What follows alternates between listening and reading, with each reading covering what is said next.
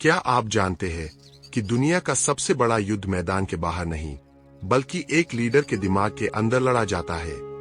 जब आप एक बड़ा साम्राज्य खड़ा करने का संकल्प लेते हैं, तो आपके सामने सबसे बड़ी चुनौती बाजार की प्रतिस्पर्धा नहीं, बल्कि आपकी अपनी दुविधा होती है। श्रीमद् भगवद गीता के प्रथम अध्याय का पहला श्लोक इसी मानसिक और रणनीतिक रणक्षेत्र की शुरुआत करता है। श्रीमद् भगवद गीता के प्रथम अध्याय का प्रथम श्लोक। अर्थ धृतराष्ट्र ने पूछा, हे संजय, धर्म भूमि कुरुक्षेत्र में युद्ध की इच्छा से एकत्र हुए मेरे और पांडु के पुत्रों ने क्या किया?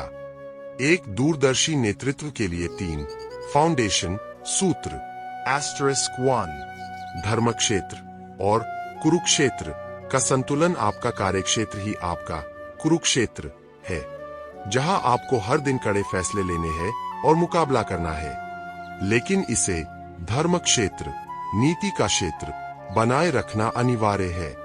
एक विशाल संस्थान तभी टिकता है जब उसकी नींव व्यापारिक नैतिकता, बिजनेस एथिक्स पर टिकी हो।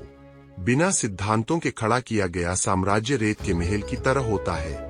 *2 माम का, मेरा के मुंह से ऊपर उठना धृतराष्ट्र का पहला शब्द था। माम का यानी मेरे पुत्र। यही पक्षपात और मोह विनाश का कारण बना। एक सफल लीडर वही है जो व्यक्तिगत लाभ से ऊपर उठकर संस्था के विजन को देखता है। जब आप मैं के बजाय हम और उद्देश्य को प्राथमिकता देते हैं, तभी आप एक निष्पक्ष और अजेय साम्राज्य का निर्माण कर पाते हैं। *3 रणनीतिक दूरदर्शिता, स्ट्रेटेजिक विजन धृतराष्ट्र देख नहीं सकते थे, इसलिए उन्हें संजय दिव्य दृष्टि डेटा की जरूरत पड़ी।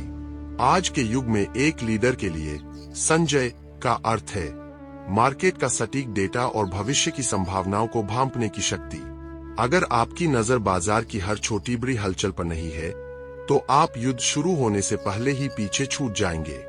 मैदान में उतरने के बाद एक सफल लीडर का पहला काम एक्शन लेना नहीं, बल्कि ऑब्जर्वेशन, निरीक्षण करना होता है। बिना स्थिति को समझे उठाया गया कदम अक्सर विफलता की ओर ले जाता है। अपनी ताकत को जानने से पहले दूसरों की बिसात को समझना ही असली युद्ध कौशल है। श्रीमद् भगवद गीता के प्रथम अध्याय का दूसरा श्लोक। अर्थ उस समय राजा दुर्योधन ने व्यूह रचना युक्त पांडवों की सेना को देखकर और द्रोणाचार्य के पास जाकर यह वचन कहा। रणनीतिक विश्लेषण के 3 अवलोकन सूत्र *1 बाजार की व्यू रचना, मार्केट मैपिंग। दुर्योधन ने पहले पांडवों की व्यू रचना, फॉर्मेशन को देखा। एक लीडर के तौर पर आपको यह पता होना चाहिए कि आपके प्रतिस्पर्धी कॉम्पिटिटर्स किस रणनीति पर काम कर रहे हैं, वे कौन सी तकनीक अपना रहे हैं और उनकी पकड़ किन क्षेत्रों में मजबूत है। जब तक आप बाजार के ढांचे को नहीं समझेंगे, आप अपनी जगह नहीं बना पाएंगे। 2 विशेषज्ञों का परामर्श, एक्सपर्ट कंसल्टेशन। दुर्योधन राजा था, फिर भी वह अपने गुरु द्रोणाचार्य के पास गया। यह मेंटरशिप की अहमियत को दर्शाता है। बड़े साम्राज्य को चलाने के लिए केवल आपका विजन काफी नहीं है, आपको उस क्षेत्र के अनुभवी दिग्गजों की सलाह की भी जरूरत होती है। एक सही सलाहकार आपको उन बारीकियों से अवगत कराता है जिन्हें शायद आप अपनी महत्वाकांक्षा में अनदेखा कर दें। 3 मनोवैज्ञानिक सजगता। दुर्योधन का द्रोणाचार्य के पास जाना उसकी सतर्कता को दिखाता है। एक लीडर को हमेशा सजग, अलर्ट रहना चाहिए। आत्मविश्वास और अति आत्मविश्वास, ओवर कॉन्फिडेंस के बीच एक महीन रेखा होती है। परिस्थितियों का बारीकी से आकलन करना आपको कभी भी असुरक्षित महसूस नहीं होने देता, बल्कि आपकी जीत की नींव को और पुख्ता करता है। श्री कृष्ण सिखाते हैं कि युद्ध का परिणाम रणनीति पर निर्भर करता है और रणनीति सूचना, इंफॉर्मेशन पर। अपने विजन को हकीकत में बदलने के लिए पहले जमीनी सच्चाइयों को स्वीकार करें और फिर अपने दाव चले। जीत उसी की होती है जिसकी नजरों से कोई भी विवरण नहीं छूटता। एक कुशल लीडर वही है जो अपने प्रतिद्वंद्वी की ताकत को कम करके आंकने की भूल कभी नहीं करता। अपनी चुनौतियों को स्पष्ट रूप से पहचानना और उन्हें स्वीकार करना ही उन्हें जीतने की दिशा में पहला कदम है। जब आप सच्चाई का सामना निडर होकर करते हैं, तभी आप एक अचूक रणनीति बना पाते हैं। श्रीमद् भगवद गीता के प्रथम अध्याय का 3रा श्लोक। अर्थ है, आचार्य, आपके बुद्धिमान शिष्य द्रुपद पुत्र धृष्टद्युम्न द्वारा व्यूहाकार खड़ी की हुई पांडुपुत्रों की इस बड़ी भारी सेना को देखिए। चुनौतियों के विश्लेषण के 3 सत्य सूत्र। *1 निष्पक्ष अवलोकन, ऑब्जेक्टिव ऑब्जर्वेशन। दुर्योधन ने पांडवों की सेना को महती यानी विशाल और महान कहा। एक सफल उद्यमी के तौर पर आपको अपनी चुनौतियों या प्रतिस्पर्धा को उसकी पूरी विराटता में देखना चाहिए। समस्याओं को छोटा समझकर नजरअंदाज करना जोखिम भरा हो सकता है। जब आप बाधा के असली आकार को पहचान लेते हैं, तब आपकी तैयारी भी उसी स्तर की होती है। 2 प्रतिभा का सम्मान, रिकॉग्नाइजिंग टैलेंट। दुर्योधन ने स्वीकार किया कि सामने वाली सेना का सेनापति धीमता, बुद्धिमान बाजार में आपके सामने खड़ा व्यक्ति भी प्रतिभाशाली हो सकता है। दूसरों की बुद्धिमत्ता और उनकी शक्तियों को पहचानना आपको सतर्क रखता है। एक सच्चा लीडर वही है जो अपने प्रतिद्वंद्वी की खूबियों से भी सीखता है, ताकि वह खुद को उनसे बेहतर साबित कर सके। *3 शिष्य से भी खतरा संभव है। धृष्टद्युम्न द्रोणाचार्य का ही शिष्य था। व्यापार की दुनिया में भी कई बार आपके ही सिखाए हुए लोग या आपकी ही पुरानी तकनीकें आपके सामने चुनौती बनकर खड़ी हो सकती है। समय निरंतर बदल रहा है। न्यू जनरेशन और नई तकनीक को समझना अनिवार्य है। जो लीडर यह समझ लेता है कि ज्ञान किसी की बपौती नहीं है, वही हर नई चुनौती के लिए खुद को अपडेट रख पाता है। श्री कृष्ण सिखाते हैं कि अपनी आंखों को सत्य पर टिकाए रखें, चाहे वह सत्य आपके लिए कितना भी चुनौतीपूर्ण क्यों न हो। जब आप खतरे को उसकी वास्तविकता में देख लेते हैं, तो उसे हराने का आधा रास्ता वही तय हो जाता है। जीत उसी की होती है जिसकी सजगता कभी कम नहीं होती। मैदान में केवल सेना की संख्या मायने नहीं रखती, बल्कि उस सेना में मौजूद प्रमुख खिलाड़ी मायने रखते हैं। एक दूरदर्शी लीडर अपने प्रतिस्पर्धियों के प्लेयर्स और उनके विशेष कौशल को बारीकी से पहचानता है। जब आपको पता होता है कि सामने वाले की ताकत किन कंधों पर टिकी है, तभी आप उन्हें मात देने की सटीक रणनीति बना सकते हैं। श्रीमद् भगवद गीता के प्रथम अध्याय का 4था श्लोक।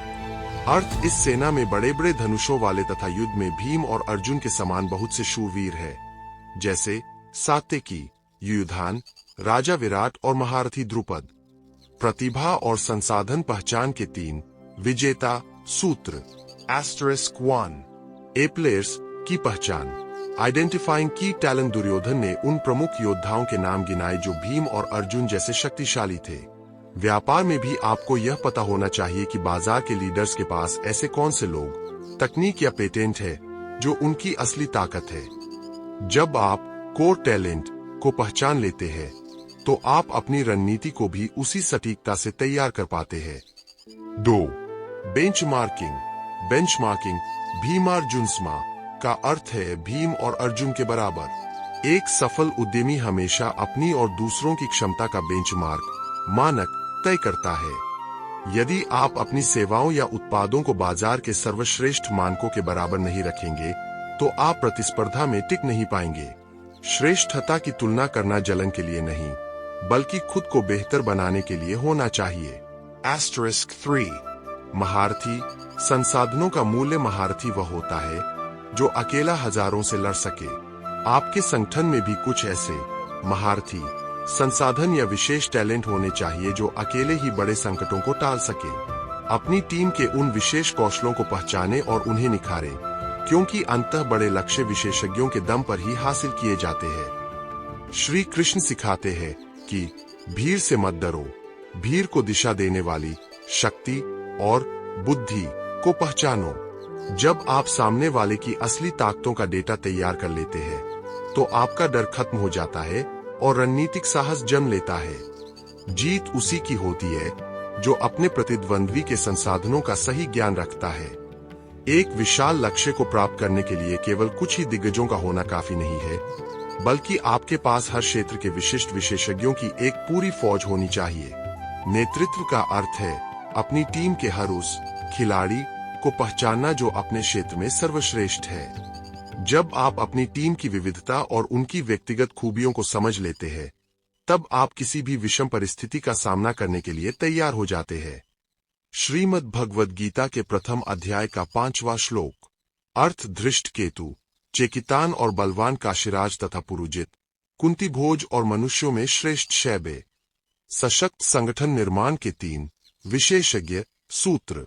Asterisk 1 विविधता में शक्ति, स्ट्रेंथ इन डाइवर्सिटी। दुर्योधन यहाँ उन योद्धाओं के नाम ले रहा है जो अलग अलग पृष्ठभूमि और विशिष्ट युद्ध कलाओं में माहिर थे। एक सफल लीडर वही है जो जानता है कि एक मजबूत संगठन के लिए अलग अलग तरह के दिमागों की जरूरत होती है। आपकी टीम में कोई स्ट्रेटेजी में माहिर होना चाहिए तो कोई एग्जीक्यूशन में। यह विविधता ही संगठन को पूर्ण बनाती है। 2 गठबंधन का महत्व, वैल्यू ऑफ स्ट्रेटेजिक अलायंसेस। इस श्लोक में जिन योद्धाओं का वर्णन है वे पांडवों के सहयोगी एलाइज थे। व्यापार में भी आपकी सफलता केवल आपकी आंतरिक टीम पर नहीं बल्कि आपके गठबंधन और नेटवर्क पर भी निर्भर करती है। सही पार्टनर और वेंडर्स का चुनाव करना जो आपके विजन के साथ खड़े हों आपके साम्राज्य को स्थिरता प्रदान करता है। Asterisk 3 नरपुंगव, असाधारण प्रदर्शन की पहचान। नरपुंगव का अर्थ है मनुष्यों में श्रेष्ठ। आपके पास ऐसे हाई परफॉर्मर्स होने चाहिए जो सामान्य मानकों से ऊपर उठकर काम करते हो। नेतृत्व की कला इसमें है कि आप अपनी टीम के उन टॉप टैलेंट्स को पहचानें और उन्हें वह मंच प्रदान करें जहां वे अपनी पूरी क्षमता का प्रदर्शन कर सकें। श्री कृष्ण सिखाते हैं कि साम्राज्य केवल सेनापति के नाम से नहीं बल्कि हर उस योद्धा के सामर्थ्य से बनता है जो अपनी जगह पर अडिग है। अपनी टीम की हर छोटी बड़ी शक्ति का डेटा अपने पास रखें, क्योंकि युद्ध के मैदान में कौन सा हुनर कब काम आ जाए यह कोई नहीं जानता। श्री कृष्ण कहते हैं कि एक विशाल साम्राज्य को केवल पुराने दिग्गज नहीं चलाते बल्कि उसमें नई ऊर्जा और भविष्य के उत्तराधिकारियों का होना भी उतना ही जरूरी है। जब आप अपनी टीम में युवाओं और नए खून को शामिल करते हैं तो आपका संगठन न केवल वर्तमान में मजबूत होता है बल्कि भविष्य के लिए भी तैयार हो जाता है। एक दूरदर्शी लीडर जानता है कि असली ताकत आने वाली पीढ़ी के कौशल में छिपी होती है। श्रीमद् भगवद गीता के प्रथम अध्याय का 6वां श्लोक। अर्थ पराक्रमी युधामन्यु और बलवान उत्तमौजा तथा सुभद्रा पुत्र अभिमन्यु एवं द्रौपदी के 5 पुत्र ये सभी महारथी है। भविष्य के साम्राज्य के लिए 3 ऊर्जा सूत्र। Asterisk 1 युवा नेतृत्व और नई ऊर्जा, यूथफुल लीडरशिप। दुर्योधन यहाँ अभिमन्यु और द्रौपदी के पुत्रों का जिक्र कर रहा है जो अगली पीढ़ी के योद्धा थे। एक सफल उद्यमी के तौर पर आपको अपनी टीम में न्यू ब्लड यानी युवा प्रतिभाओं को जगह देनी चाहिए। उनमें नया नजरिया, आधुनिक तकनीक की समझ और जोखिम लेने का साहस होता है जो स्थापित सिस्टम को नई गति प्रदान करता है।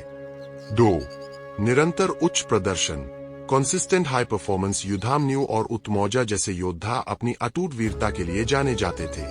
आपके संगठन में भी कुछ ऐसे लोग होने चाहिए जो वीर्यवान हो, यानी जो बिना थके निरंतर उच्च स्तर का परिणाम परफॉर्मेंस दे सके। यह निरंतरता ही बड़े प्रोजेक्ट्स को समय पर और श्रेष्ठता के साथ पूरा करने की गारंटी देती है। Asterisk 3 सामूहिक श्रेष्ठता, कलेक्टिव एक्सीलेंस। सर्वैव महारथा यानी ये सभी महारथी है। एक बड़ा साम्राज्य तभी खड़ा होता है जब आपकी सेकंड लाइन ऑफ लीडरशिप भी उतनी ही काबिल हो जितना कि मुख्य लीडर। जब आपकी टीम का हर सदस्य अपने कार्यक्षेत्र में महारथी एक्सपर्ट होता है तो संगठन किसी एक व्यक्ति पर निर्भर नहीं रहता और किसी भी बाजार संकट का डटकर मुकाबला कर सकता है। श्री कृष्ण सिखाते हैं कि वही साम्राज्य कालजयी होता है जिसकी जड़ें अनुभवी हो और शाखाएं युवा ऊर्जा से भरी हो। अपनी टीम के भविष्य के सितारों को आज ही पहचाने और उन्हें बड़ी जिम्मेदारियों के लिए तराशें। जीत उसी की होती है जो वर्तमान के साथ साथ भविष्य की सेना भी तैयार रखता है। एक महान लीडर के लिए केवल प्रतिद्वंद्वी की ताकत को जानना ही काफी नहीं है बल्कि अपनी टीम के मुख्य स्तंभों और अपनी आंतरिक शक्तियों का स्पष्ट ज्ञान होना उससे भी अधिक महत्वपूर्ण है। जब आप अपनी सेना या संगठन के विशिष्ट नायकों को पहचान लेते हैं तो आपका आत्मविश्वास ठोस धरातल पर खड़ा हो जाता है। अपनी शक्तियों का सही आकलन ही वह आधार है जिस पर जीत की पूरी रणनीति बुनी जाती है।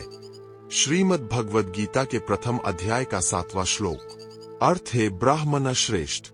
हमारे पक्ष में भी जो मुख्य है, आप उन्हें जान लीजिए।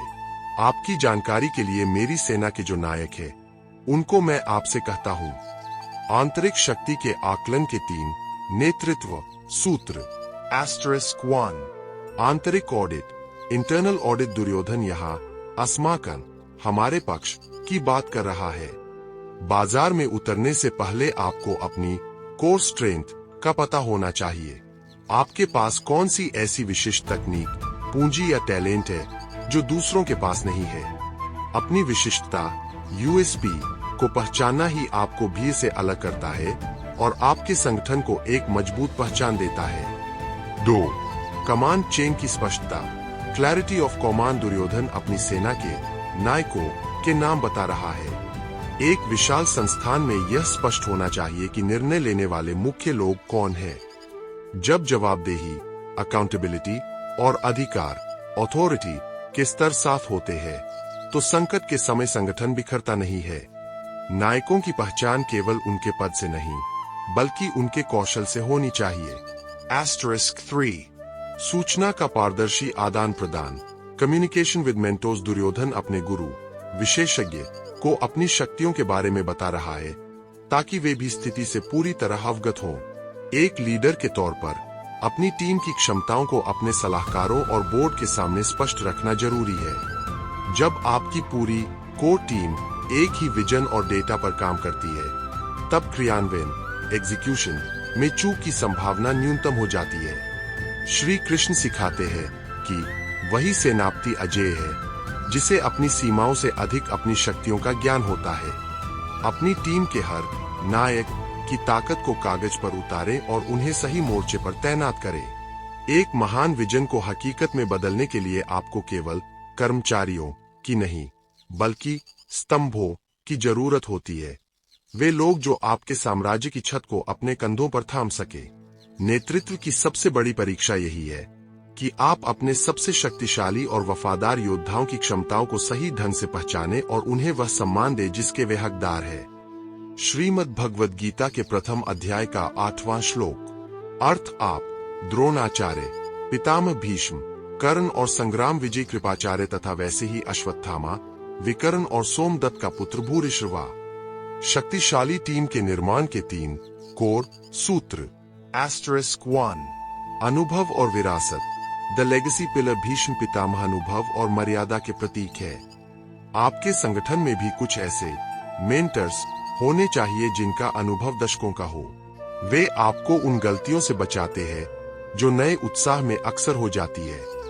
विरासत और आधुनिकता का मेल ही एक टिकाऊ साम्राज्य खड़ा करता है। *2 समितिंजय, जीत दिलाने वाले। क्लोजस कृपाचार्य को यहाँ समितिंजय यानी संग्राम में सदा जीतने वाला कहा गया है। व्यापार में आपके पास कुछ ऐसे क्राइसिस मैनेजर्स होने चाहिए जो स्थिति चाहे कितनी भी बिगड़ जाए, लेकिन अंत में डील क्लोज करके ही लौटे। ये वे लोग हैं जिन पर आप आंख बंद करके भरोसा कर सकते हैं।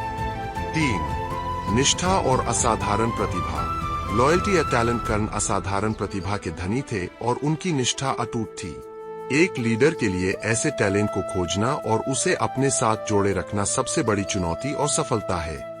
जब आपकी टीम में स्किल्स के साथ साथ लॉयल्टी का मेल होता है, तो आपका संगठन अजेय बन जाता है। श्री कृष्ण सिखाते हैं कि अपनी टीम की ताकत का बखान केवल अहंकार के लिए नहीं, बल्कि अपने संकल्प को याद दिलाने के लिए करें। जब आप जानते हैं कि आपके पीछे कौन खड़ा है, तो आपका हौसला और भी बढ़ जाता है। जीत उसी की होती है जिसके पास विशेषज्ञों और वफादारों की एक मजबूत दीवार होती है। एक बड़ा साम्राज्य केवल कुछ मुख्य नायकों के भरोसे नहीं चलता, बल्कि उन अनगिनत योद्धाओं के दम पर चलता है जो आपके विजन को अपना मान चुके हैं। एक सफल लीडर वही है जो अपनी टीम में ऐसा जुनून भर दे कि हर सदस्य लक्ष्य की प्राप्ति के लिए अपना सर्वश्रेष्ठ देने को तत्पर रहे। जब विशेषज्ञता और समर्पण का मेल होता है, तो जीत निश्चित हो जाती है। श्रीमद् भगवद गीता के प्रथम अध्याय का 9वां श्लोक। अर्थ और भी मेरे लिए जीवन की आशा त्याग देने वाले बहुत से शूरवीर अनेक प्रकार के शस्त्रास्त्रों से सुसज्जित और सबके सब युद्ध कला में चतुर है। अजेय संगठन के लिए 3 शक्ति सूत्र *1 विजन के प्रति पूर्ण समर्पण टोटल कमिटमेंट। दुर्योधन कहता है कि ये योद्धा मदर्थे त्यक्त जीविता है, यानी वे मेरे उद्देश्य के लिए अपना सब कुछ दांव पर लगाने को तैयार है। एक लीडर के रूप में आपकी सबसे बड़ी सफलता यह है कि आपकी टीम आपके विजन को अपना पर्सनल मिशन बना ले। जब लोग केवल वेतन के लिए नहीं बल्कि एक उद्देश्य के लिए काम करते हैं तो वे असाधारण परिणाम देते हैं। 2 बहुआयामी कौशल मल्टी डायमेंशनल स्किल्स। नाना शस्त्र प्रहारना का अर्थ है विविध प्रकार के हथियारों को चलाने में माहिर होना। आज के प्रतिस्पर्धी बाजार में आपकी टीम का मल्टी स्किल्ड होना अनिवार्य है। आपके पास ऐसे संसाधन होने चाहिए जो बदलती तकनीक और बाजार की मांग के अनुसार खुद को ढाल सके। हथियारों की विविधता ही आपको हर तरह के व्यापारिक हमले से बचाती है। *3 पेशेवर विशेषज्ञता प्रोफेशनल मास्टरी। सर्वे युद्ध विशारदा, यानी सबके सब अपने काम में एक्सपर्ट है। जोश और जुनून जरूरी है, लेकिन विशारद एक्सपर्टीज के बिना वह अधूरा है। एक सफल संस्थान वही है जहां हर विभाग का नेतृत्व एक विशेषज्ञ के हाथ में हो। जब आपकी टीम का हर सदस्य अपने कार्यक्षेत्र की बारीकियों को समझता है तो गलती की गुंजाइश खत्म हो जाती है। श्री कृष्ण सिखाते हैं कि वही सेना सबसे घातक है जहां हर सैनिक अपनी कला में निपुण और अपने संकल्प में अडिग हो। अपनी टीम की विशेषज्ञता को निखारें और उन्हें एक बड़े विजन का हिस्सा महसूस कराएं। जीत उसी की होती है जिसकी टीम एक इकाई यूनिट बनकर लड़ती है। एक कुशल लीडर के लिए सबसे बड़ी चुनौती है अपनी ताकत का सही मूल्यांकन करना। न तो अपनी शक्ति को कम आंकना चाहिए और न ही अहंकार में आकर अपनी कमियों को नजरअंदाज करना चाहिए। जो नायक अपनी सेना की पर्याप्तता और अपने प्रतिद्वंद्वी की सीमाओं को बारीकी से समझ लेता है, वही असली युद्ध मार्केट वॉर जीतता है। श्रीमद् भगवद गीता के प्रथम अध्याय का 10वां श्लोक। अर्थ भीष्म पितामह द्वारा रक्षित हमारी वह सेना सब प्रकार से अजेय, अपार है और भीम द्वारा रक्षित इन लोगों की यह सेना जीतने में सुगम सीमित है। रणनीतिक मूल्यांकन के 3 विजेता सूत्र *1 स्केलेबिलिटी और सिस्टम की ताकत। स्केलेबिलिटी या सिस्टम्स। दुर्योधन अपनी सेना को अपर्याप्तम, असीमित, अपार कहता है क्योंकि उसके पीछे भीष्म पितामह जैसा सिस्टम और अनुभव खड़ा है। व्यापार में आपकी असली ताकत आपकी स्केलेबिलिटी होती है। यदि आपका सिस्टम और प्रोसेसेस मजबूत है तो आपका साम्राज्य अजेय बन जाता है। अपने भीष्म कोर सिस्टम विरासत को पहचाने जो आपकी पूरी टीम को सुरक्षा प्रदान करता है। 2 प्रतिद्वंद्वी की सीमाओं की पहचान। Identifying competitor limits. दुर्योधन पांडवों की सेना को पर्याप्तम, सीमित मानता है क्योंकि उसे लगता है कि वह केवल भीम की ताकत पर टिकी है। एक लीडर के तौर पर आपको यह पता होना चाहिए कि आपके प्रतिस्पर्धी की सीमाएं कहां खत्म होती है। क्या वे केवल एक व्यक्ति पर निर्भर है? क्या उनके पास संसाधनों की कमी है? दूसरों की सीमा बॉटलनेक को पहचानना ही आपके लिए अवसर अपॉर्चुनिटी है। *3 मनोवैज्ञानिक श्रेष्ठता बनाम जमीनी हकीकत। यहाँ दुर्योधन अपनी सेना की प्रशंसा कर रहा है, लेकिन उसके भीतर एक सूक्ष्म डर भी है। एक सफल उद्यमी को हमेशा डेटा संचालित, डेटा ड्रिवन होना चाहिए। केवल कागजों पर अपनी सेना को बड़ा दिखाने से जीत नहीं मिलती। जीत तब मिलती है जब आप अपनी वास्तविक ताकत और कमियों के प्रति ईमानदार होते हैं। आत्मविश्वास जरूरी है, लेकिन वह ठोस तथ्यों पर आधारित होना चाहिए। श्री कृष्ण सिखाते हैं कि अपनी ताकत का बखान करने से ज्यादा अपनी ताकत को सुरक्षित रखने पर ध्यान दें।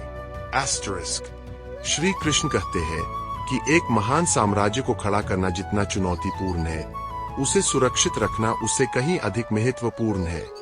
एक लीडर के पास कितनी भी बड़ी सेना या टीम क्यों न हो, अगर वे अपने कोर एसेट, मुख्य संपत्ति की रक्षा करना नहीं जानते, तो पूरा ढांचा ढह सकता है।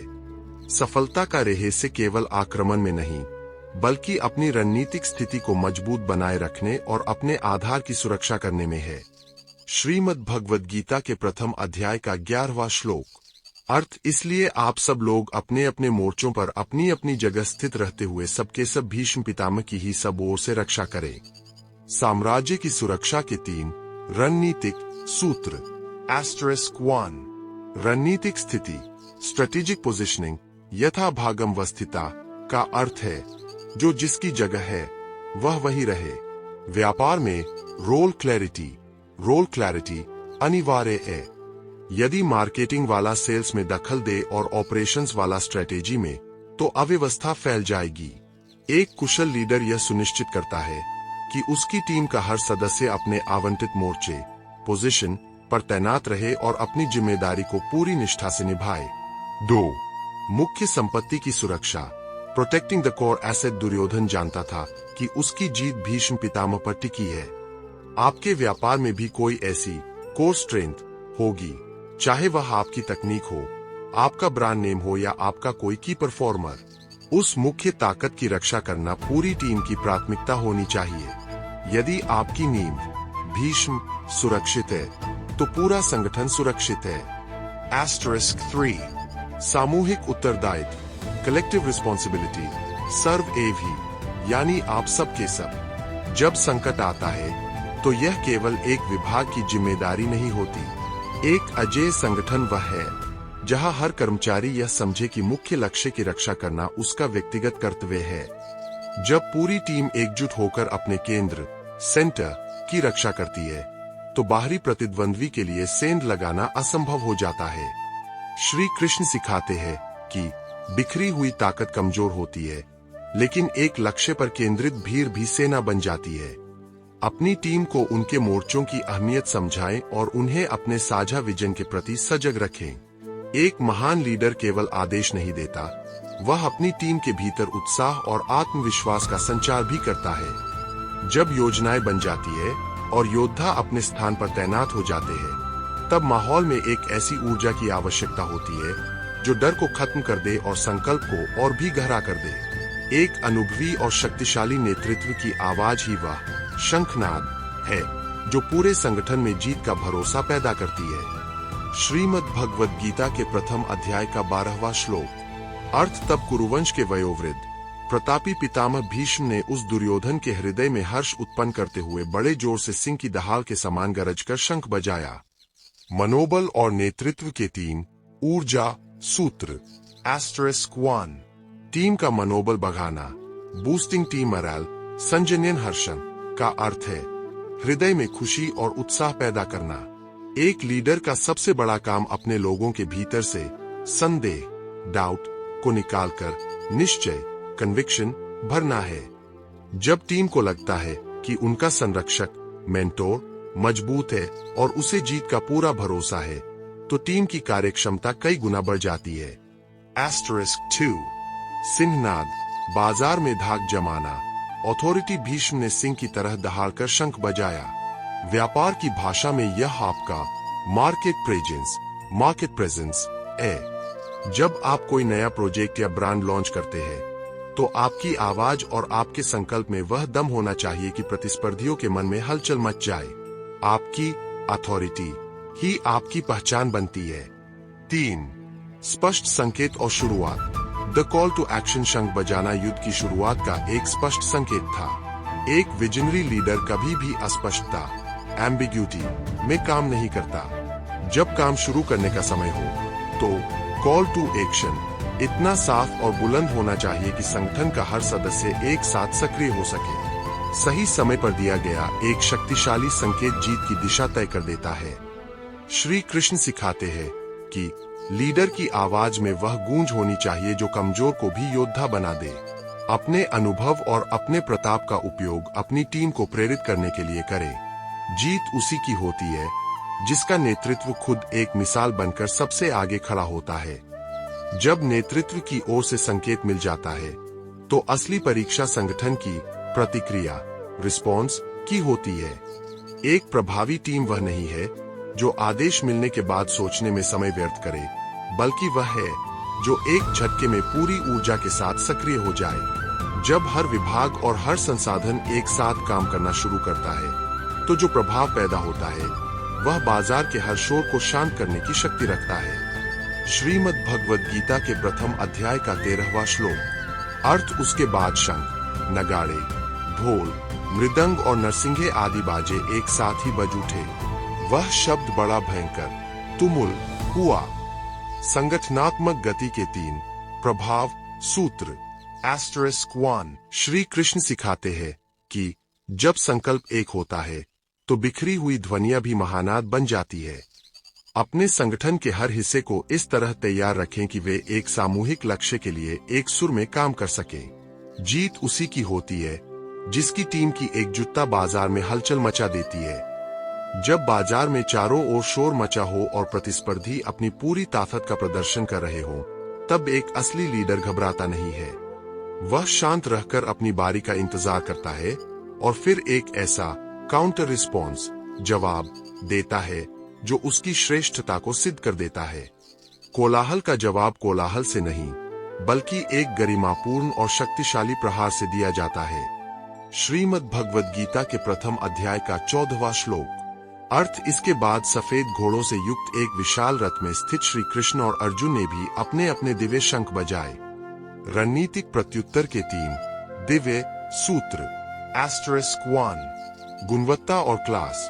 Infrastructure of excellence. Shri Krishna और अर्जुन महती सेंध ने विशाल रथ और श्वेतैर्य सफेद घोड़ों के साथ तैयार थे। एक सफल उद्यमी के लिए उसके संसाधन केवल पर्याप्त नहीं बल्कि क्लास लीडिंग होने चाहिए। जब आपका इंफ्रास्ट्रक्चर और आपकी तकनीक दूसरों से श्रेष्ठ होती है तो आपकी उपस्थिति अपने आप में एक संदेश बन जाती है।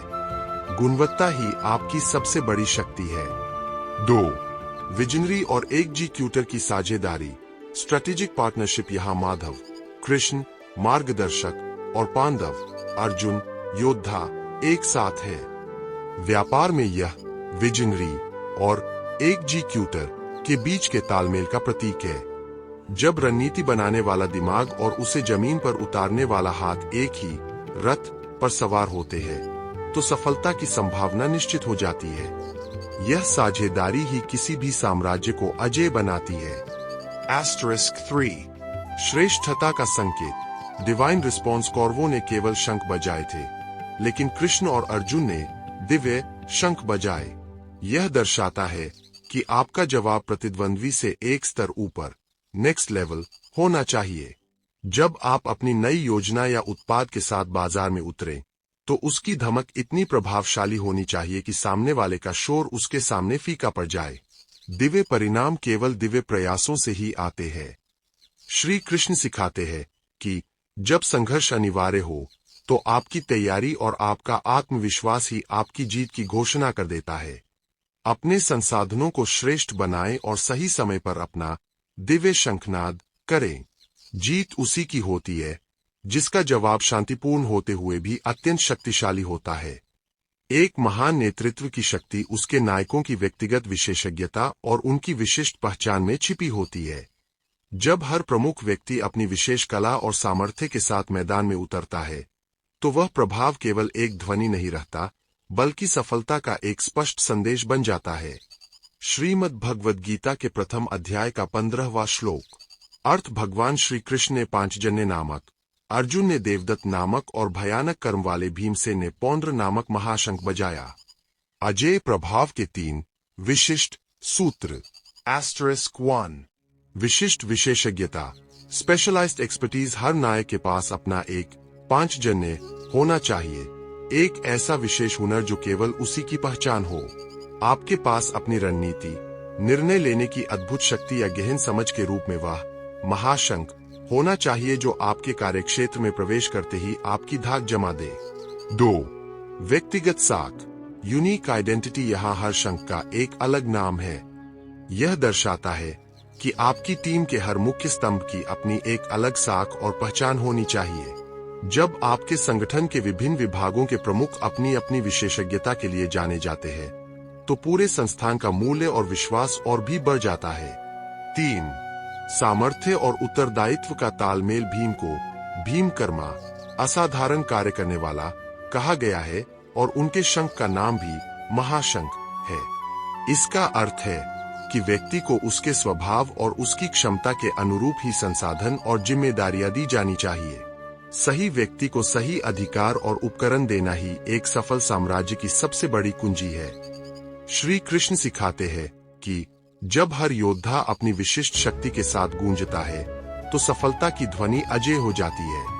अपनी और अपनी टीम की शक्तियों को पहचाने और उन्हें सही दिशा में उपयोग करें। जीत उसी की होती है जिसके हर नायक की अपनी एक अलग और ठोस पहचान होती है। जब मुख्य नेतृत्व एक दिशा तय कर देता है तो उसके बाद पूरे संगठन का सक्रिय होना अनिवार्य है। एक विशाल साम्राज्य की सफलता केवल उसके मुख्य चेहरों पर नहीं, बल्कि दल के हर छोटे बड़े सदस्य की सक्रियता पर निर्भर करती है। जब हर विभाग अपनी पूरी क्षमता के साथ एक ही समय पर प्रहार करता है, तब वह लहर पैदा होती है जिसे रोकना किसी के वश में नहीं होता। श्रीमद् भगवद गीता के प्रथम अध्याय का 16, 17 और 18वां श्लोक। अर्थ कुंती पुत्र राजा युधिष्ठिर ने अनंत विजय नामक, नकुल और सहदेव ने सुघोष और मणिपुष्पक नामक शंख बजाए। श्रेष्ठ धनुष वाले काशीराज, महारथी शिखंडी, धृष्टद्युम्न, राजा विराट, अजय सात्यकी, राजा द्रुपद, द्रौपदी के 5 पुत्र और बड़ी भुजाओं वाले सुभद्रा पुत्र अभिमन्यु, इन सबने भी अलग अलग अपने अपने शंख बजाए। सामूहिक विजय के 3 सूत्र। *1 हर स्तर पर सक्रियता। यहाँ राजा से लेकर युवा योद्धाओं तक सबने अपने शंख बजाए। यह दर्शाता है कि एक सफल संगठन में शीर्ष पद से लेकर धरातल पर काम करने वाले हर व्यक्ति का योगदान महत्वपूर्ण है। जब हर कोई अपनी जिम्मेदारी को समझता है और उसे पूरी शक्ति के साथ निभाता है, तभी वह सामूहिक गूंज पैदा होती है जो विजय का मार्ग प्रशस्त करती है। *2 विशिष्ट पहचान और सामर्थ्य। हर योद्धा के शंख का अपना नाम था। इसका अर्थ है कि आपके दल के हर विभाग के पास अपनी विशिष्ट कार्य प्रणाली और अपनी अलग पहचान होनी चाहिए। जब हर विशेषज्ञ अपने क्षेत्र में पूरी तैयारी के साथ उतरता है, तो संगठन एक ऐसी शक्ति बन जाता है जिसका सामना करना प्रतिद्वंद्वी के लिए असंभव हो जाता है। *3 व्यक्तिगत श्रेष्ठता और सामूहिक लक्ष्य। पृथक पृथक, अलग अलग शंख बजाने का अर्थ है कि हर किसी ने अपना सर्वश्रेष्ठ व्यक्तिगत प्रदर्शन किया, लेकिन उनका उद्देश्य एक ही था। नेतृत्व की कला यही है कि आप अपने लोगों को इतनी स्वतंत्रता दें कि वे अपनी प्रतिभा का पूरा उपयोग कर सके, लेकिन उनका अंतिम लक्ष्य आपके महान संकल्प से जुड़ा होना चाहिए। जब एक विचार की गूंज चारों दिशाओं से आने लगती है, तो वह केवल एक ध्वनि नहीं रहती, बल्कि एक क्रांति बन जाती है। अपने दल के हर सदस्य को यह विश्वास दिलाएं कि उसका छोटा सा कार्य भी इस महान लक्ष्य की सफलता के लिए अनिवार्य है। जब आपकी तैयारी और आपका आत्मविश्वास एक शक्तिशाली गूंज के रूप में प्रकट होता है, तो उसका प्रभाव केवल बाहरी वातावरण तक सीमित नहीं रहता, वह आपके प्रतिद्वंद्वियों के मनोबल पर सीधा प्रहार करता है। व्यापार के क्षेत्र में आपकी साख और आपके संकल्प की धमक इतनी प्रभावशाली होनी चाहिए कि सामने वाले के मन में संघर्ष शुरू होने से पहले ही संशय पैदा हो जाए। श्रीमद् भगवद गीता के प्रथम अध्याय का 19वां श्लोक। अर्थ उस भयानक शब्द ने आकाश और पृथ्वी को भी गूंजाते हुए धृतराष्ट्र के पुत्रों, विपक्षियों के हृदयों को विदीर्ण कर दिया। मनोवैज्ञानिक प्रभुत्व के 3 सूत्र। *1 मनोवैज्ञानिक विजय। किसी भी बड़े कार्य की सफलता इस बात पर निर्भर करती है कि आपकी उपस्थिति का आपके विरोधियों पर क्या प्रभाव पड़ता है। जब आपकी कार्यशैली और आपकी ऊर्जा प्रचंड होती है, तो प्रतिद्वंद्वी का साहस डगमगाने लगता है। आधी जंग तो केवल अपने अटूट आत्मविश्वास और दृढ़ निश्चय के प्रदर्शन से ही जीती जा सकती है। *2 व्याप्ति का प्रभाव। वह ध्वनि आकाश और पृथ्वी पर छा गई थी। इसका अर्थ है कि आपकी पहुंच और आपका प्रभाव आपके कार्यक्षेत्र के हर कोने में महसूस होना चाहिए। जब आप किसी नए विचार या योजना के साथ बाजार में उतरते हैं, तो उसका प्रसार इतना व्यापक होना चाहिए कि कोई भी उसे अनदेखा न कर सके। सर्वव्यापकता ही स्थिरता का आधार है। *3 सत्य का बल और निर्भयता। पांडवों की गूंज ने कौरवों के हृदयों को विदीर्ण कर दिया, जबकि कौरवों के शंखनाद का पांडवों पर ऐसा कोई प्रभाव नहीं हुआ था। यह अंतर केवल शक्ति का नहीं, बल्कि उद्देश्य की स्पष्टता का है। जिसके पास स्पष्ट दूरदर्शिता और नीति का बल होता है वह कभी भयभीत नहीं होता। भय केवल वही होता है जहां संकल्प कमजोर और जड़ें अस्थिर होती है।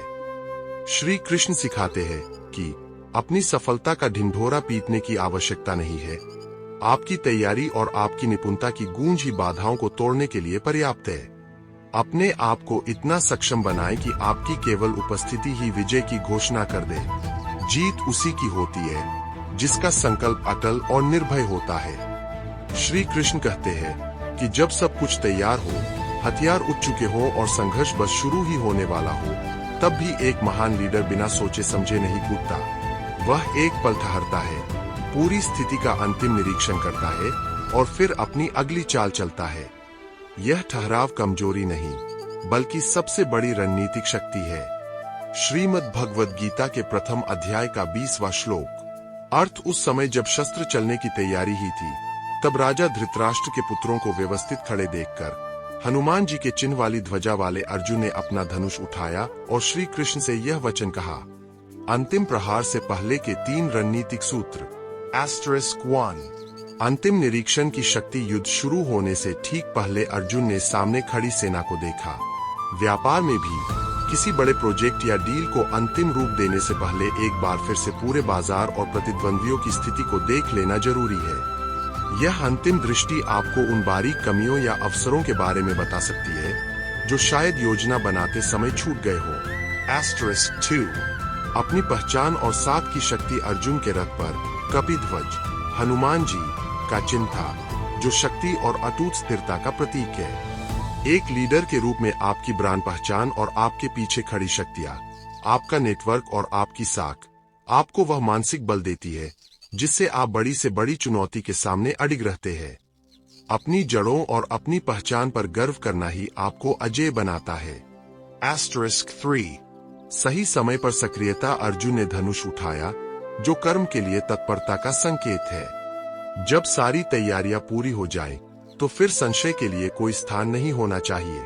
अपने संसाधनों को पूरी शक्ति के साथ सक्रिय करना और अपने सलाहकार, मार्गदर्शक के साथ अंतिम संवाद करना ही वह प्रक्रिया है जो क्रियान्वयन में सटीकता लाती है। श्री कृष्ण सिखाते हैं कि धनुष उठाने से पहले की सजगता ही बाण के निशाने पर लगने की गारंटी देती है। अपने लक्ष्य के प्रति पूरी तरह तैयार रहें, लेकिन अपनी आंखों को हमेशा खुला रखें ताकि आपका प्रहार अचूक हो। जीत उसी की होती है जो आवेग में नहीं बल्कि पूर्ण विवेक के साथ कार्य करता है। एक कुशल नायक वही है जो रणक्षेत्र में उतरने से पहले पूरी स्थिति का निष्पक्ष होकर जायजा लेता है।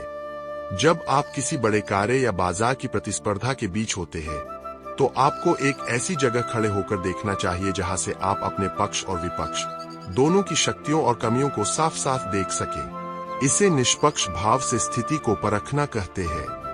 श्रीमद् भगवद गीता के प्रथम अध्याय का 21वां श्लोक। अर्थ अर्जुन ने कहा, हे अच्युत, मेरे रथ को दोनों सेनाओं के बीच में खड़ा कीजिए। रणनीतिक बढ़त के 3 अवलोकन सूत्र।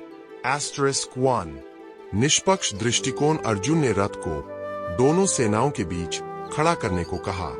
एक नायक के लिए जरूरी है कि वह कभी कभी अपने संस्थान से बाहर निकलकर एक तटस्थ व्यक्ति की तरह बाजार को देखे। जब आप बीच में खड़े होते हैं तो आपका झुकाव किसी एक तरफ नहीं होता, जिससे आपके फैसले भावनाओं में नहीं बल्कि धरातल की हकीकत पर आधारित होते हैं।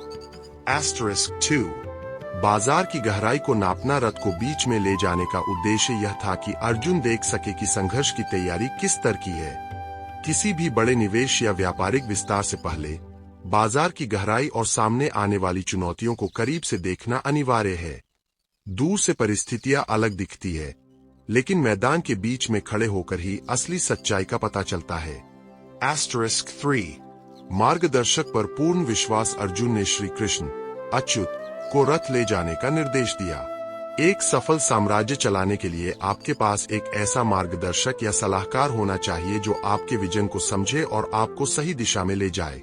जब आपका सारथी योग्य होता है, तो आप निश्चिंत होकर केवल अपने लक्ष्य पर ध्यान केंद्रित कर पाते हैं। श्री कृष्ण सिखाते हैं कि आदेश देने से पहले स्थिति को समझना और कार्य शुरू करने से पहले सही दिशा का चुनाव करना ही एक सफल नायक की पहचान है।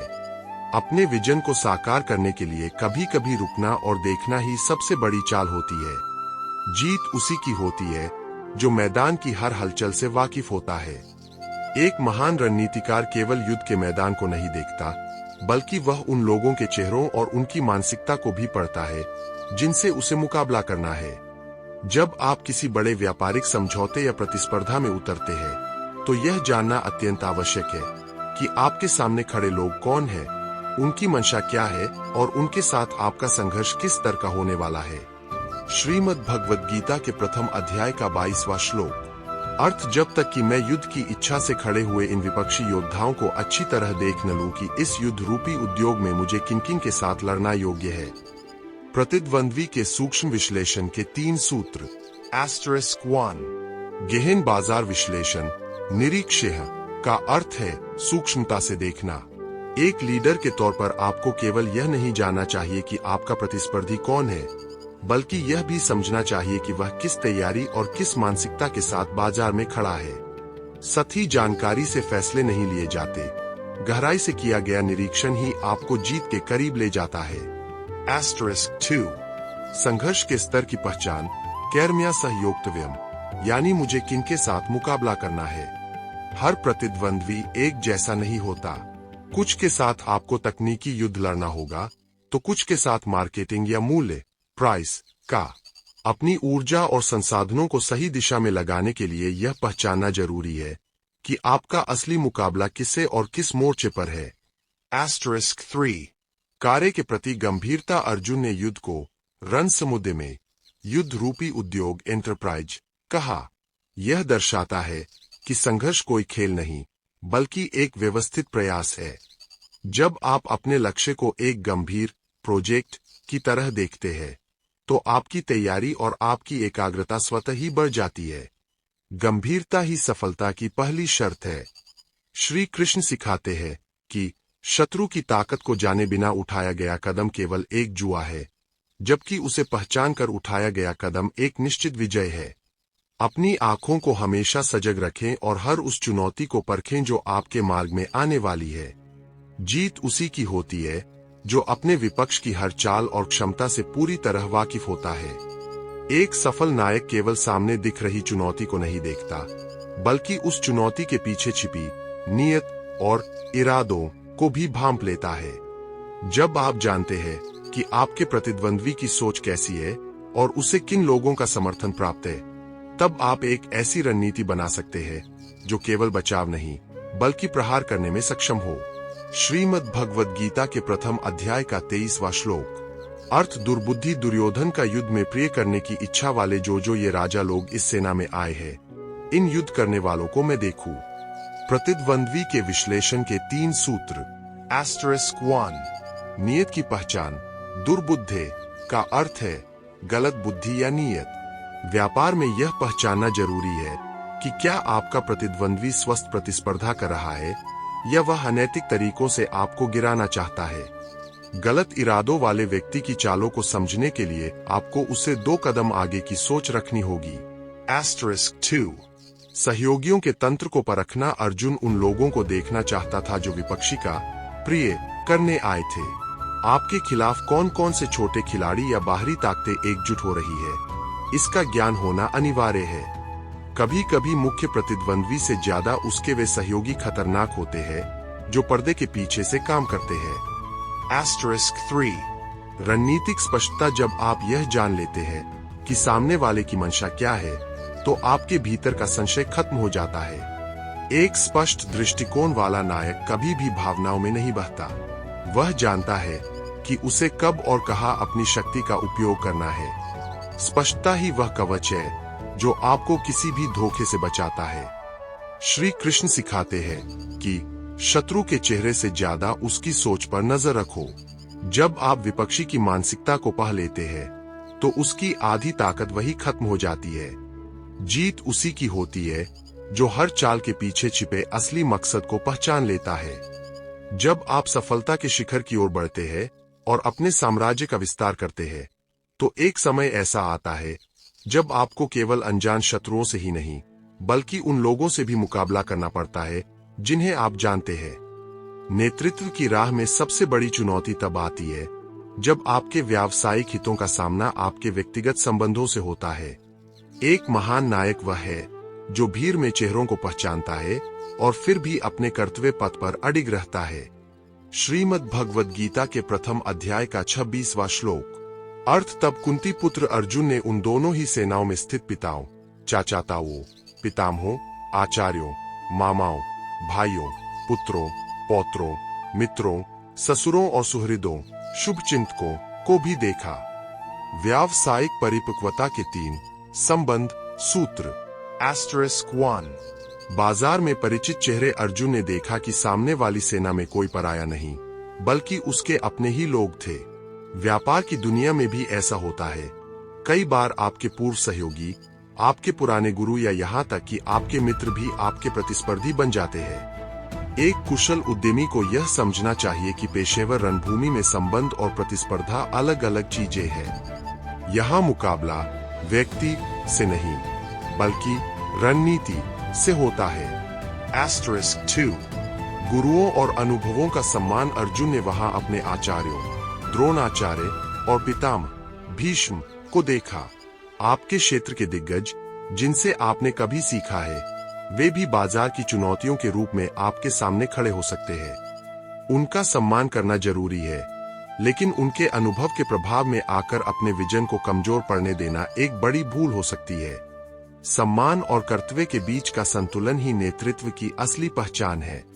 *3 व्यक्तिगत भावनाओं का प्रभाव। अर्जुन ने जब अपने ससुरों और मित्रों को देखा तो उसके मन में एक सूक्ष्म खिंचाव पैदा हुआ। जब आप बड़े निर्णय लेते हैं तो अक्सर आपके अपने लोग या शुभचिंतक आपके मार्ग में भावनात्मक बाधा बन सकते हैं। वे शायद आपके रिस्क लेने के फैसले से असहमत हो। एक नायक को यह सीखना पड़ता है कि कैसे भावनाओं के कोहरे को हटाकर अपने लक्ष्य की स्पष्टता को देखा जाए। जब एक नायक अपने लक्ष्य के बहुत करीब होता है, तब अक्सर उसके सामने सबसे बड़ी बाधा कोई बाहरी दुश्मन नहीं बल्कि उसके अपने भीतर की करुणा और मोह बनकर खड़ी हो जाती है। नेतृत्व की राह में एक ऐसा मोड़ आता है जहां आपकी भावनाएं आपके व्यावसायिक संकल्प से टकराने लगती है। यदि उस समय विवेक धुंधला पड़ जाए तो बड़े से बड़ा साम्राज्य भी बिखर सकता है। श्रीमद् भगवद गीता के प्रथम अध्याय का 27वां श्लोक। अर्थ उन खड़े हुए संपूर्ण बंधु बांधवों को देखकर वे कुंती पुत्र अर्जुन अत्यंत करुणा से युक्त होकर शोक करते हुए यह वचन बोले। मानसिक दृढ़ता के 3 विवेक सूत्र।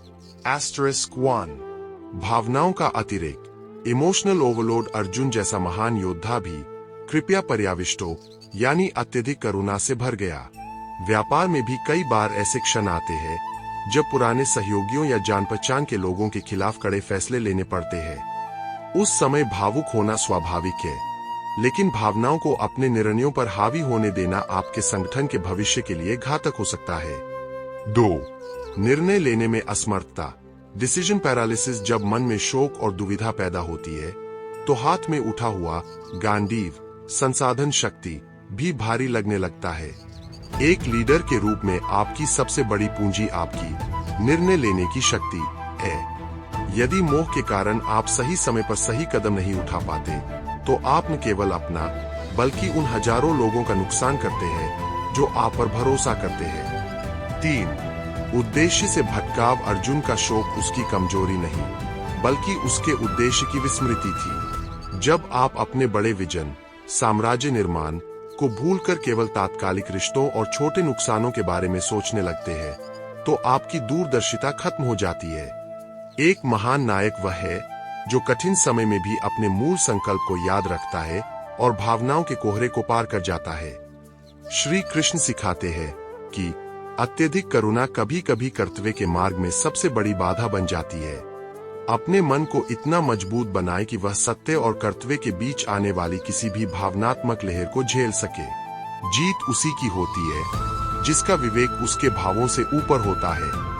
श्री कृष्ण सिखाते हैं कि जब मन दुविधा और भय से भर जाता है तो संसार का सबसे श्रेष्ठ हथियार और सबसे कुशल शरीर भी जवाब दे जाता है। एक लीडर की असली ताकत उसके संसाधनों में नहीं, बल्कि उसकी मानसिक स्थिरता में होती है। जब भीतर का संकल्प डगमगाता है, तो बाहर की पूरी कार्यक्षमता बिखरने लगती है। श्रीमद् भगवद गीता के प्रथम अध्याय के 28वें और 29वें श्लोक में अर्जुन अपनी स्थिति बताते हैं। अर्थ है, कृष्ण, युद्ध की इच्छा से खड़े हुए इन स्वजनों को देखकर मेरे अंग शिथिल हुए जा रहे हैं और मुख सूखा जा रहा है। मेरा शरीर कांप रहा है और रोंगटे खड़े हो रहे हैं। हाथ से गांडीव धनुष गिर रहा है और त्वचा में बहुत जलन हो रही है। मानसिक मजबूती के लिए 3 स्थिरता सूत्र। *1 मानसिक स्थिति का शारीरिक प्रभाव। Mind body connection. अर्जुन का शरीर केवल इसलिए नहीं कांप रहा था कि सामने बड़ी सेना थी, बल्कि इसलिए क्योंकि उसका मन मोह और डर से भर गया था। व्यापार में भी यदि आपका मानसिक स्वास्थ्य और आत्मविश्वास डगमगाया, तो आपकी निर्णय लेने की क्षमता, डिसीजन मेकिंग और कार्य करने की ऊर्जा अपने आप खत्म हो जाएगी। एक सफल उद्यमी को सबसे पहले अपने मन पर विजय पानी होती है। 2 संसाधनों पर पकड़ खोना। Loss of grip on resources. Arjun के हाथ से गांडीव गिर रहा था। गांडीव उसकी सबसे बड़ी शक्ति थी। जब आप मानसिक रूप से कमजोर पड़ते हैं, तो आप अपने सबसे बेहतरीन संसाधनों, टीम और तकनीक का सही उपयोग नहीं कर पाते। डर आपसे आपकी योग्यता छीन लेता है। अपनी शक्तियों पर पकड़ बनाए रखने के लिए मन का शांत होना अनिवार्य है। *3 आंतरिक जलन और व्याकुलता। त्वचैव परिदेहते का अर्थ है त्वचा में जलन होना। यह अत्यधिक तनाव, स्ट्रेस और एंजाइटी का लक्षण है। जब आप भविष्य के परिणामों के बारे में सोचकर बहुत अधिक व्याकुल होते हैं, तो आपकी ऊर्जा नष्ट होने लगती है। एक प्रभावी नायक वही है जो दबाव की स्थिति में भी शीतल और स्थिर रहकर सही दिशा चुन सके। श्री कृष्ण कहते हैं कि कमजोर मन कभी भी किसी महान साम्राज्य की रक्षा नहीं कर सकता। अपनी स्किल्स और टूल से ज्यादा अपने माइंडसेट पर काम करें। जब आपका भीतर का योद्धा जागृत और स्थिर होता है, तभी आपका शरीर और आपके संसाधन आपका साथ देते हैं। श्री कृष्ण कहते हैं कि जब व्यक्ति का विवेक और आत्मविश्वास डगमगाने लगता है, तो उसे अपनी पूरी योजना और भविष्य केवल अंधकार में ही दिखाई देने लगता है। एक लीडर के लिए सबसे बड़ा शत्रु बाजार की गिरावट नहीं, बल्कि उसके अपने मन में पैदा होने वाला वह भ्रम है, जो उसे सही निर्णय लेने से रोकता है और उसे अपनी ही जीत पर संदेह करने के लिए मजबूर कर देता है। श्रीमद् भगवद गीता के प्रथम अध्याय का 30वां श्लोक। अर्थ है, केशव, अब मैं खड़ा रहने में भी समर्थ नहीं हूं और मेरा मन भ्रमित सा हो रहा है। मुझे सभी लक्षण, शकुन भी विपरीत ही दिखाई दे रहे हैं। मानसिक स्पष्टता के लिए 3 सजगता सूत्र। *1 मानसिक भ्रम और अस्थिरता। जब मन संशय और द्वंद्व से भर जाता है, तो वह एक स्थान पर टिकना छोड़ देता है। व्यापार में यदि आपके पास स्पष्टता नहीं है, तो आप हर दिन अपनी रणनीतियां बदलेंगे और अंततः कहीं नहीं पहुंच पाएंगे। स्थिरता के बिना कोई भी बड़ा साम्राज्य खड़ा नहीं किया जा सकता। निर्णय पर टिके रहने के लिए मन का शांत होना पहली शर्त है। *2 नकारात्मक पूर्वानुमान का जाल। अर्जुन को सब कुछ विपरीत दिखाई देने लगा था। जब हम भीतर से कमजोर होते हैं, तो हमें आने वाले समय में केवल नुकसान, विफलता और बाधाएं ही नजर आती है। यह आपकी मानसिक स्थिति का प्रतिबिंब है, न कि वास्तविकता का। एक सफल उद्यमी को इन नकारात्मक संकेतों के पार जाकर अवसरों को देखने की कला सीखनी होती है। *3 धैर्य और दृढ़ता का अभाव। खड़ा रहने में असमर्थ होने का अर्थ है अपने मोर्चे से भागने का विचार करना। दबाव की स्थिति में अक्सर लोग मैदान छोड़ देते हैं या हार मान लेते हैं, लेकिन असली नेतृत्व वही है जो विपरीत लहरों के बीच भी अपने स्थान पर अडिग रहे। यदि आप अपनी जगह पर खड़े रहने का साहस खो देते हैं, तो जीत की हर संभावना समाप्त हो जाती है। श्री कृष्ण समझाते हैं कि तुम्हारी दृष्टि ही तुम्हारे भविष्य का निर्माण करती है। यदि तुम केवल कठिनाइयों को देखोगे, तो कठिनाइयां ही मिलेंगी, और यदि तुम अपने लक्ष्य पर ध्यान केंद्रित करोगे, तो मार्ग स्वयं प्रशस्त हो जाएगा। अपनी आंतरिक दुविधा को दूर करो, क्योंकि बाहर की दुनिया वैसी ही दिखेगी जैसा तुम्हारा मन उसे देखेगा। श्री कृष्ण कहते हैं कि जब आपके मन में अपने लक्ष्य के प्रति संदेह पैदा हो जाता है तो आपको अपनी आने वाली सफलता भी अर्थहीन लगने लगती है। एक लीडर के लिए सबसे खतरनाक स्थिति वह है जब वह अपनी मेहनत के परिणाम और उसके मूल्य पर सवाल उठाने लगे। अगर आपका क्यों लक्ष्य का कारण कमजोर पड़ गया तो आपकी पूरी कार्यक्षमता शून्य हो जाएगी। श्रीमद् भगवद गीता के प्रथम अध्याय का 31वां श्लोक। अर्थ है, कृष्ण युद्ध में अपने स्वजनों को मारकर मैं कोई कल्याण नहीं देखता। मैं न तो विजय चाहता हूं, न राज्य और न सुखों को ही। लक्ष्य की सार्थकता के 3 विजन सूत्र। *1 उद्देश्य की स्पष्टता, क्लैरिटी ऑफ पर्पस। अर्जुन को अपना कल्याण, लॉन्ग टर्म गुड दिखाई देना बंद हो गया था। व्यापार में भी यदि आपको यह समझ नहीं आ रहा कि आपकी मेहनत से अंततः क्या हासिल होगा तो आप बीच रास्ते में ही हिम्मत हार जाएंगे।